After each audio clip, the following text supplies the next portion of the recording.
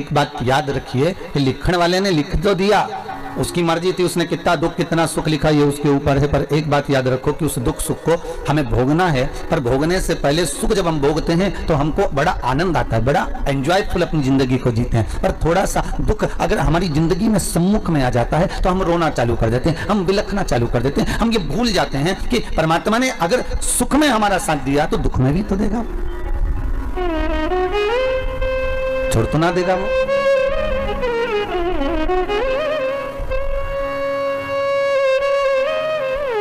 एक माता पिता अपने बच्चे को लेकर साल भर में छुट्टियों में दादा दादी के घर जाते थे, रहते थे मुंबई में, जैसे बगल परिवार रहता है, हाँ रहता भले वहां हो पर साल भर में एक बार तो आते ही होगे महाराज आप लोग, वर्ष में एक बार अपने माता से मिलने के लिए, गांव में देखने के लिए, भले आप मुंबई रह रहे हैं, भले आप मुंबई निवास कर रहे हैं, तो वो माता पिता के पास में अपने दादा दादी के पास अपने बच्चों को लेकर पहुंचते हैं और बच्चों को लेकर पहुंचता और वहां रहते कम से कम 1 महीना 15 दिन 20 दिन छुट्टियों को बड़े आराम से अपने जीवन को निकालते। बच्चा धीरे धीरे धीरे धीरे 8-10 साल हो गए, बड़ा हो गया।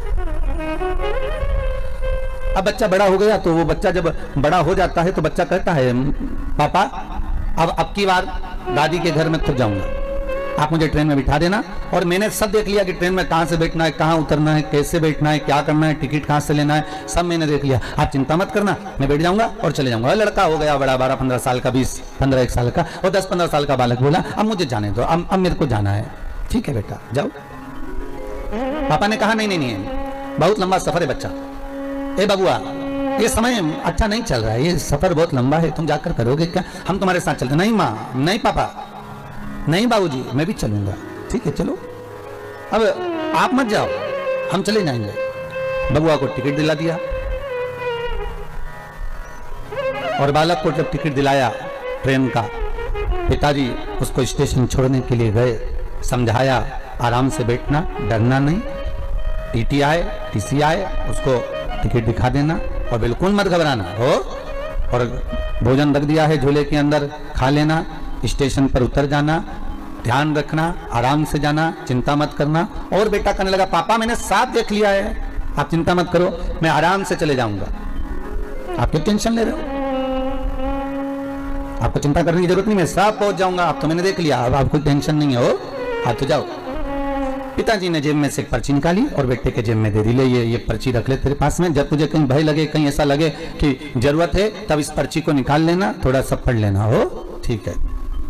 बेटे ने पर्ची आगे वाली जेब में रख ली, बेटा चले गया। ट्रेन आ गई, बेटा चढ़ गया, बैठ गया, चले, ट्रेन चल दी, इसको जगह मिल गई, बड़े आराम से बैठा हुआ था, बड़े आराम से, और बड़े आराम से बैठा बैठा वो बालक, सब लोग आ रहे हैं जा रहे हैं, कोई उसको डरा भी रहा है, चलो सर को उधर, थोड़ा खसको, सीट दो, और थोड़ा खसक भी गया, दे भी दिया। 2-4 गांव निकल गए, एक आदमी चढ़ा, सीट के चक्कर में उसको डराने लगा, आंखें दिखाने लगा, वो घबराने लगा, आंख में से आंसू बहने लगे, भूख भी लग रही थी, रो रहा था। आंख से जब अश्रु गिरे तो मन में आया मेरे बाबूजी ने, मेरे पिता ने एक चिट्ठी मेरी जेब में रखी थी, उस चिट्ठी को निकालता हूँ। उस पर्ची को निकाला और निकाल कर पढ़ा तो उस पर्ची पर लिखा हुआ था, चिंता मत करना, पीछे वाले डब्बे में मैं बैठा हुआ हूँ, चिंता मत करना, पीछे वाले डब्बे में मैं बैठा हुआ हूं। बेटे का विल पावर मजबूत हो गया, आपका आंसू पोंछ लिया, अब डरता नहीं है क्योंकि पीछे वाले डब्बे में पिता बैठा हुआ।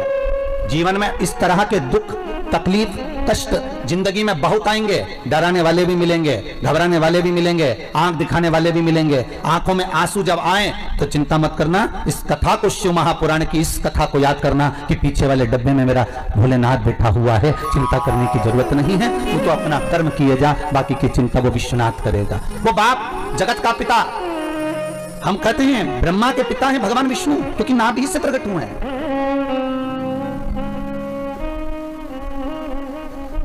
ब्रह्मा के पिता हैं भगवान विष्णु, पर भगवान विष्णु के अगर कोई पिता है, स्वयं ब्रह्मदेव ने पूछा कि आपका पिता कौन, और ब्रह्मा और विष्णु ने मिलकर एक खंबे का, एक सुंदर पर्वत का घर्षण करना प्रारंभ करा, एक पर्वत को घुमाना प्रारंभ करा और उस पर्वत के घुमाने से एक लिंगायत आकृति प्रकट हो गई। उस लिंगायत आकृति से आवाज आ गई कि हे नारायण, तुम मुझे पहचानना चाहते हो? भगवान विष्णु हाथ जोड़कर बोले, प्रभु आपको कौन नहीं जानता, मैं तो जानता हूं आप। परंतु ये ब्रह्मा के मन में आश्चर्य पड़ा हुआ ना कि मेरा पिता कौन है, जगत का नारायण और नारायण का पिता है कौन आखिर?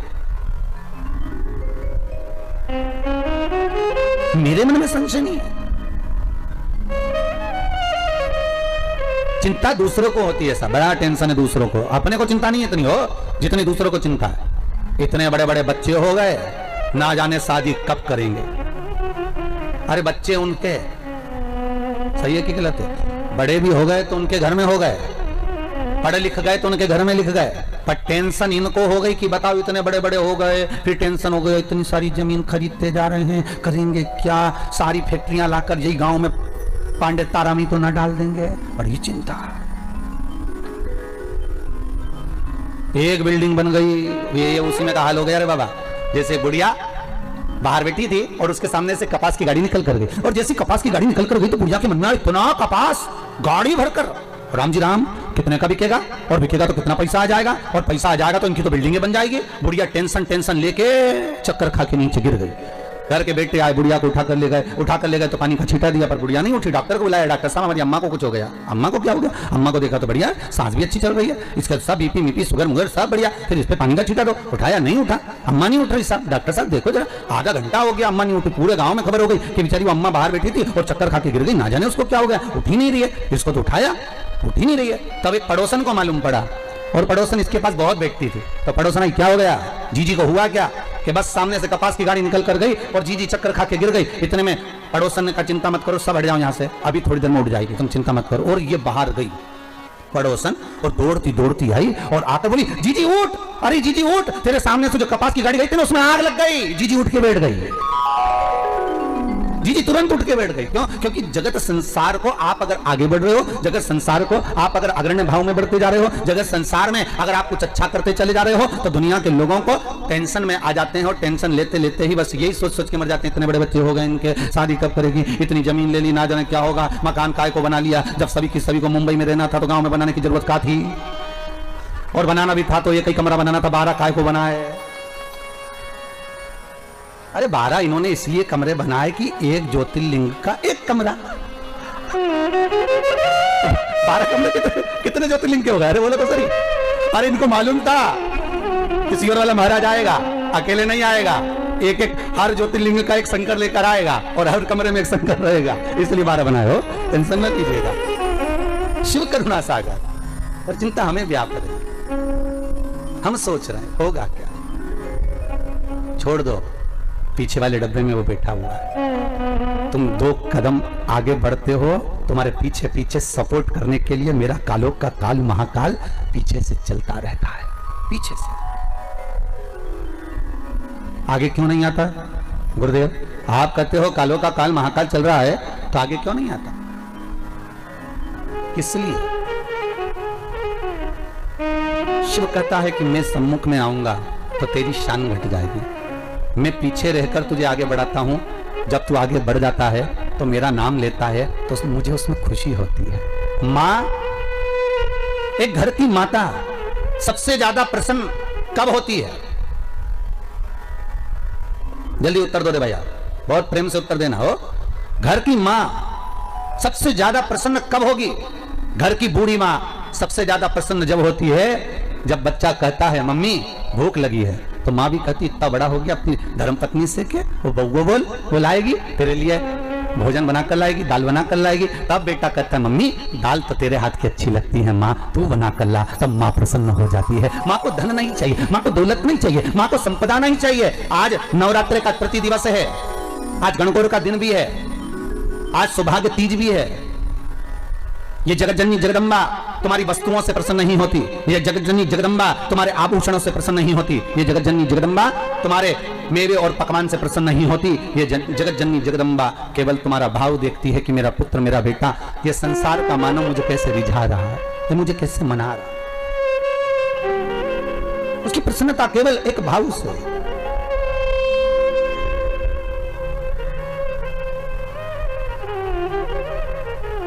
केवल एक भाव। और जब निर्मल मन, निर्मल विचार, निर्मल सोच, निर्मल बुद्धि, निर्मल चित्त हमारे भीतर का आ जाता है महाराज, तब दुनिया का संपूर्ण सुख हमारे सम्मुख में हो जाता है। केवल मन, केवल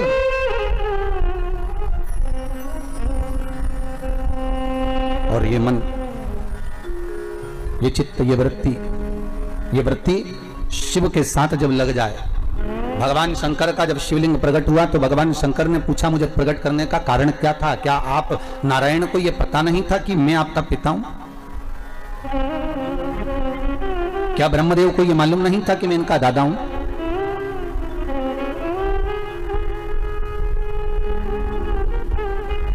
कौन है? जब संपूर्ण ब्रह्मांड नष्ट हो जाता है, संपूर्ण पृथ्वी जब नष्ट हो जाती है, तब आखिरी में रहता ही कौन है? पानी का बुलबुला, और बुलबुले में भी एक बिंदु, एक बिंदु।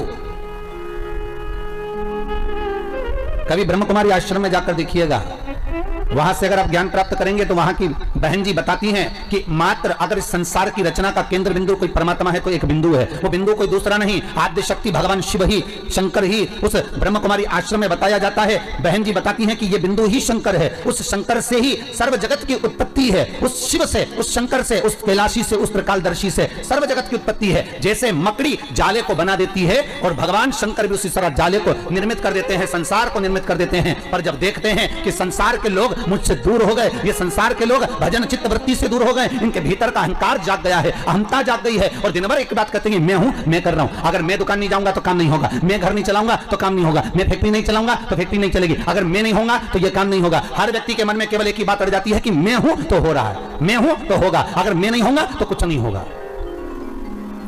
कई लोगों के मन में यह भाव, तो भगवान ने इस कोरोना महामारी में पूरे साल में दिखा दिया कि सारा लॉकडाउन लगाकर पटक कर तुमको घर में लाकर छोड़ दिया। ना तुम्हारी फैक्ट्री चल रही थी, ना तुम्हारी दुकान चल रही थी, ना तुम्हारे घर में कोई कमाने जा रहा था, ना कोई सामान लेने जा रहा था। फिर यह बताओ कि तुम्हारा घर कौन चला रहा था? घर चलाने वाला वो आदिशक्ति भगवान शिव ही था, वो त्रिकालदर्शी, वो कैलाशी, वो शंकर ही था। भगवान शिव को दिखाना था कि ये मैं हूं, इसलिए रुद्राष्टाध्याय में आया, आकाश पाताल सर्वस्व में कोई दूसरा नहीं। तलातल में मैं हूँ, रसातल में मैं हूँ, जलचर में मैं हूँ, थलचर में मैं हूँ, वायुचर में मैं हूँ, तुम्हारी श्वासों में मैं रमण कर रहा हूँ। तुम मुझे पहचान गए, फिर संसार सागर का कोई दुख तुम्हारे सम्मुख में नहीं आ सकता।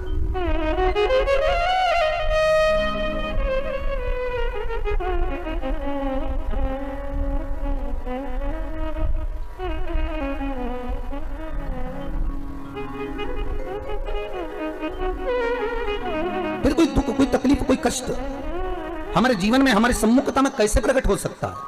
कैसे आ सकता है? आप अगर दिल से परमात्मा को रिझा रहे हो, आप अगर दिल से परमात्मा को बुला रहे हो, तो उस परमात्मा को तुम्हारे सम्मुख में होना जरूरी है। फिर वही बात आ गई, बच्चा घबराया तो पिता ने जेब में एक पर्ची डाल दी। वो पर्ची केवल उस बालक की जेब में नहीं है,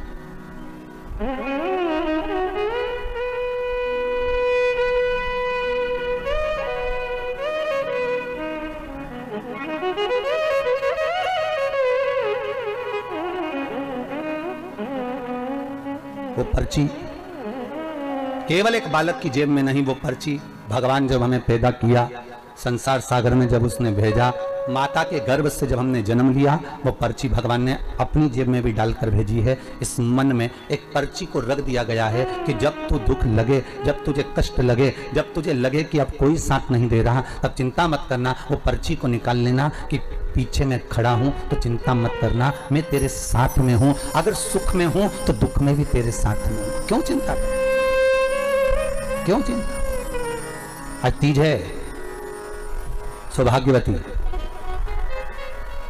केवल 7 दाने चावल के जल के पात्र में चंदन में भिगो कर डाल देने पर और उससे कामना कर कर, आरोग्यता की कामना कर कर, मात्र घर के जो मटका होता है, परिंदा होता है, उसके पास में समर्पित कर देने पर भगवान शंकर का नाम स्मरण कर कर जीव की रोग से मुक्ति भी हो जाती है। रोग नहीं घेरता उसको,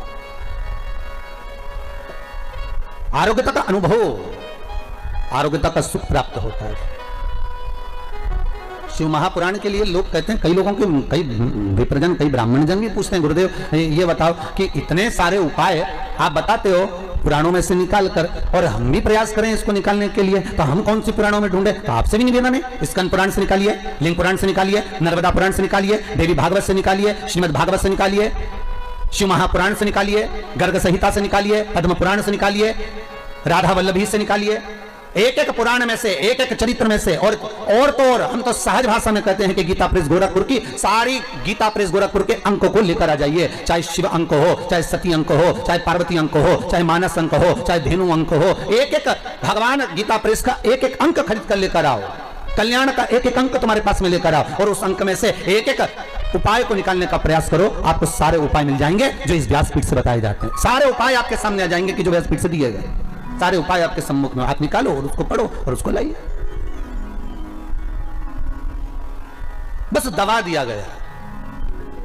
आज ढोंग, प्रपंच, छल ने, दुनिया के लोगों ने शिव महापुराण के उपायों को, शंकर की कथा को दबा दिया था। सारी पुराणें होती थी पर शंकर की पुराण नहीं होती थी महाराज, दबा दिया गया था। और शिव महापुराण को केवल जगत में लेकर आना चाहते हैं कि शंकर को दुनिया पहचाने, शिव की साक्षी को पहचाने। शंकर है क्या, शिव का अनुमोदन क्या है? दुनिया के लोग टीवी के माध्यम से फिल्मों का निर्माण कर कर देते हैं कि इस पर दूध चढ़ाना, क्यों चढ़ा रहे हो, गरीब बच्चे को दूध पिला दो, ऐसा क्यों कर रहे हो? उस शंकर को जगत तक पहुंचाना है कि शंकर पर दूध क्यों चढ़ाया जाता है, शंकर पर दही क्यों चढ़ाया जाता है, शंकर पर जल क्यों चढ़ाया जाता है, शंकर पर बेलपत्री का महत्व क्या है, शंकर पर शमी पत्र का महत्व क्या है, क्यों शंकर भगवान को शमी के वृक्ष का मात्र 7 फूल चढ़ा देने पर व्यक्ति की मनोकामना पूर्ण हो जाती है, क्यों कहा जाता है? उसको निकालो, उसको समझो, उसको पढ़ो, उसको अपने जीवन में उतारो। सारे देवी देवताओं को बहुत सा सामान चाहिए होगा, पर मेरे विश्वनाथ को कुछ नहीं चाहिए, मेरे शंकर को चाहिए क्या? अगर आपके जीवन में ऐसा लगे कि बहुत बड़ी बीमारी आ गई और आपके घर का व्यक्ति वेंटिलेटर पर पड़ा हुआ है, तो शमी के वृक्ष के फूल ले आओ 7, और शमी के वृक्ष के 7 फूल लाकर एक एक फूल शंकर भगवान को श्री शिवाय नमस्तुभ्यम कहकर उस व्यक्ति के लिए जो पड़ा हुआ है, अंतिम सांसें गिन रहा है, जिसको अटैक आ गया, अंतिम सांसों में जो गिन रहा है, उसके नाम से भगवान शंकर पर चढ़ाना प्रारंभ कर दो। मात्र 7 पुष्प, उस शमी के वृक्ष के 7 पुष्प आप शिव को समर्पित करिए, उसका नाम और गोत्र बोलकर, और भगवान शंकर का मूल मंत्र श्री शिवाय, जम के बोलिए श्री शिवाय नमस्तुभ्यम बोलकर एक एक शमी का फूल शंकर पर चढ़ाना प्रारंभ कर दो। फिर आगे वो विश्वनाथ की मर्जी है, वो प्राण कैसे लेकर वापस आता है, उस काल से छुड़ाकर महाकाल कैसे लाता है, ये वो जाने। आपका फर्ज केवल आप अदा करिए। जब अंत में डॉक्टर भी हार जाते हैं, जब अंत में डॉक्टर भी कह देते हैं कि अब हमारे बस का नहीं है, अब तो उस परमात्मा के हाथ में, मतलब डॉक्टर को भी मालूम है कि एक और डॉक्टर बैठा हुआ, एक डॉक्टर और है, वो बस वो थोड़ा सा दूर तो रहता है पर करीब भी बहुत है। कई लोग कहते हैं गुरुजी वो कैलाश पर रहता है बहुत, तो उनको बुलाएंगे तो आएंगे। हमने कहा कैलाश पर तो रहता ही नहीं है, जहां भक्त है वहां भगवान है, वो दूर तो रहता ही नहीं। आप तो बस केवल उसको बुलाने का प्रयास करिए, आप दिल से बस उसको हाजिर, वो दिल से बुलाओ तो उसको।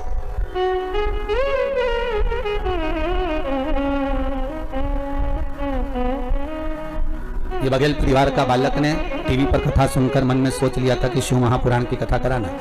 ये बालक कहता है कि गुरुदेव हमने तो सोचा ही नहीं था कि आप गांव के अंदर गांव वहाँ प्रतापगढ़, फिर रानीगंज से फिर या कौन सा गांव पांडतारा में कथा करने आ जाओगे। ये बड़ा आश्चर्य की बात। तो ये केवल कोई ना हमारे बस का है ना आपके बस का है। बघेल परिवार अच्छे सुन लेना, ये तो शिव के बस का है। शंकर से आपने विनती करी तो भोलेनाथ ने यहाँ कथा करवा दी, कोई दूसरा नहीं कर सकता। शिव करे सो हो।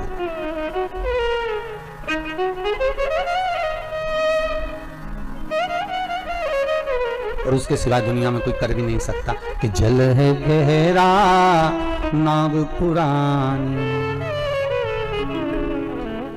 बीच भंवर मत छोड़ना,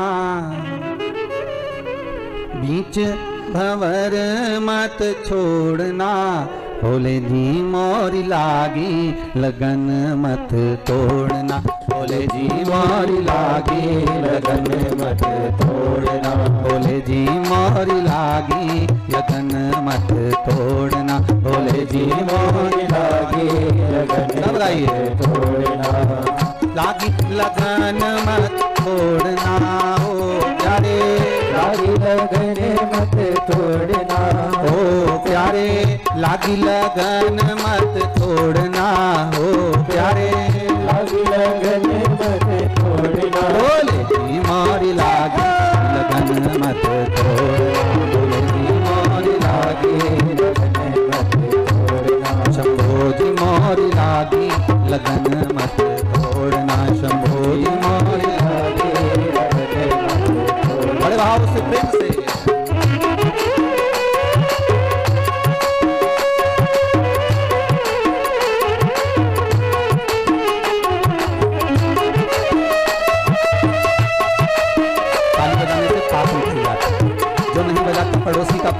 तेल उसमें भरा जाता है, इसलिए ट्रांसफर करते रहे।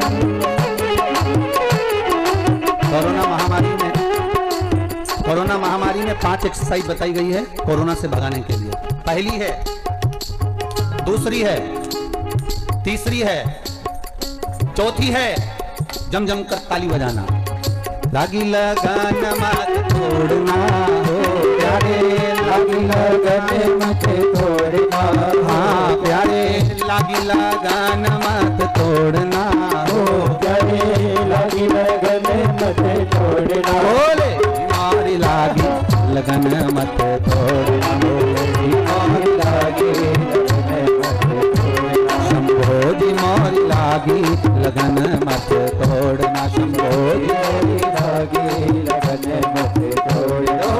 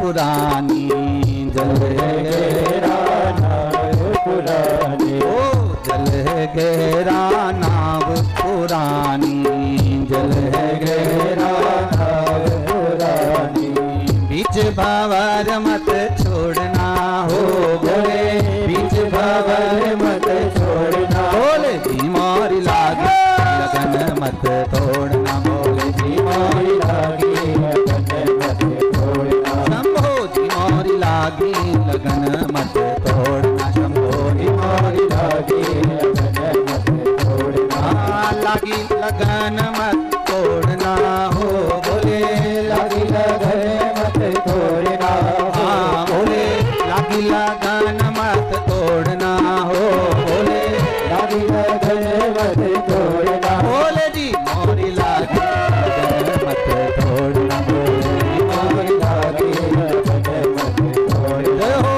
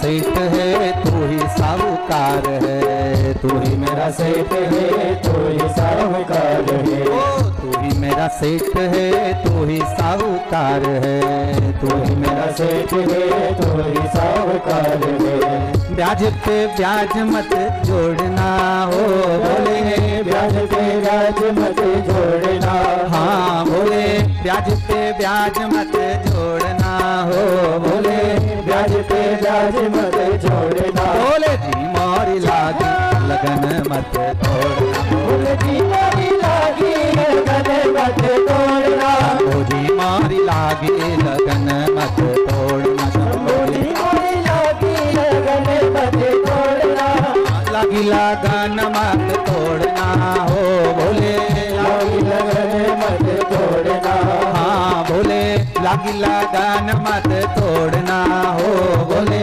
लागी लगन मत तोड़ना, बोले जी मोरी लगन मत तोड़ना, बोले जी मोरी लागी लगन मत तोड़ना, जी मोरी लागी लगन मत तोड़ना, शंभो जी मोरी लागी लगन मत तोड़ना, बोले जी मोरी लागी लगन मत तोड़ना,